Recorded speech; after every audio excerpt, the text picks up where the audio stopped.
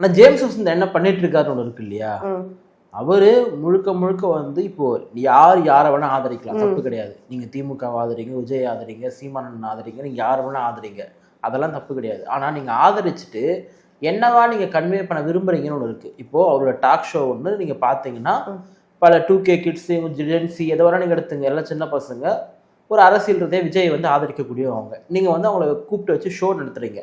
முதல்ல ஒருத்தவங்களுக்கு அரசியல் தெரியல, உங்களுடைய பாயிண்ட் ஆஃப் வியூக்கே வரும், அவங்களுக்கு அரசியலே தெரியல, அரசியல ஜீரோவா இருக்காங்க, வாட் எவர் எது வேணா இருக்கட்டும்.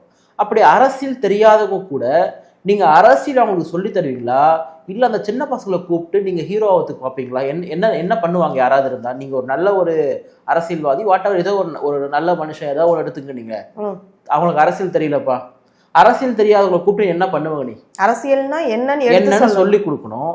அங்க வந்துட்டு நான் அந்த வீடியோவை பாக்குறேன், நான் எனக்கு அதை பார்க்கும்பொழுதே ஒரு பயங்கர இரிட்டேட் ஆகுது. முதல்ல என்னன்னா, அவங்கெல்லாம் வந்து உங்க பசங்க முதல் கிடையாது, உங்க சொந்தக்கார பசங்களும் ஒன்றும் கிடையாது, யாருடைய பிள்ளைகளோ, யாருடைய பிள்ளைகள்னா கூட அவங்க எல்லாமே வந்து எனக்கு தெரிஞ்சு எல்லாமே வந்து 18 வயசு தாண்டவங்கள தான் இருப்பாங்க, சரிங்களா?